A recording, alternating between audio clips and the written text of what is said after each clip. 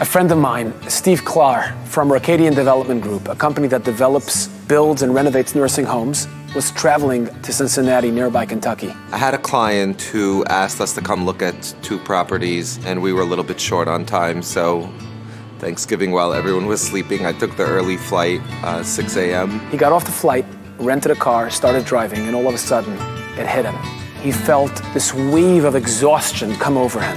Here I was in Kentucky on Thanksgiving. You could literally hear the birds chirping, but I was desperate for a coffee and just looked for the nearest gas station. He gets into the gas station, walks over to the back to make himself a cup of coffee. And I hear that the owner at the register is on the phone. He's speaking Arabic. I walk up to the counter, I put my coffee down, I take out my credit card, and he goes, "Good morning, how are you?" without even looking up. And I said, "Alhamdulillah," and he stopped dead in his tracks. Alhamdulillah, which means thank God. Now the guy is intrigued. How does this Jew know Arabic? So he turns to the guy on the phone, he says, "I gotta hang up." He hangs up, and he turns to Steve and he says, "Where are you from? How do you know my language? How do you know Arabic?" I said, "I went to school in Israel, I have children in Israel." I picked it up along the way, and he starts telling me how he loves us. And I said, you love us? What do you mean you love us? And he says, "I love you guys."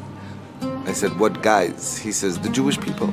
I said, "What do you love about Jewish people?" He says, "Well, it's because of what happened over 50 years ago when I lived in Ramallah in Israel."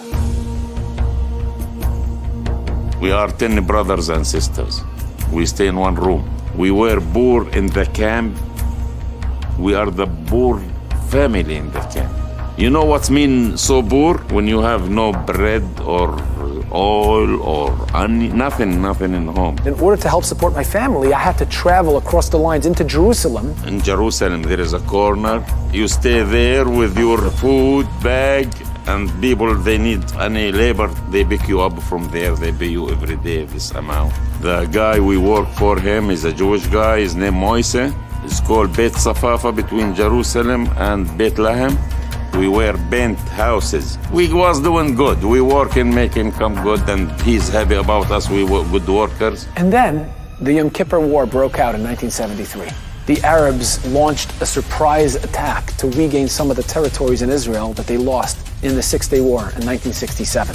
And they closed immediately all the lines, all the borders, and we couldn't travel to Jerusalem to find work like we used to.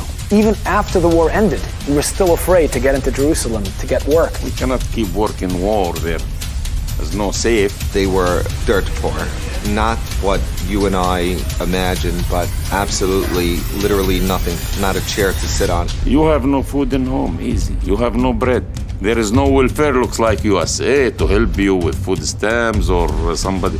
Nothing. And one day, the Israeli army, bunch of soldiers, come into Ramallah, and they're asking for my name. They're looking for me. Everybody's scared. Everybody thinks to arrest me, the army, that time. Of course, he was terrified, but they found him, and they knocked on his door. And out of the Jeep comes this contractor, Moshe, his name was, who also was a reserve general in the Israeli army during the war. So he was able to get these soldiers to join them in Ramallah. He stuck his hand into his bulletproof vest and took out an envelope and handed it to him and said, "Here's your paycheck. I'm sorry I wasn't able to pay you before the war broke out."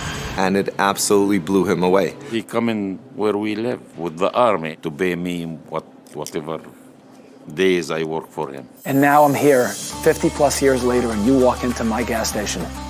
I cannot tell you how much I love Jews. He's based here in Kentucky, but he owns more than 24 gas stations. He builds parking lots and truck stops. He's a big tycoon. You know, whatever he paid me, $60, $70, $100, that my all labor.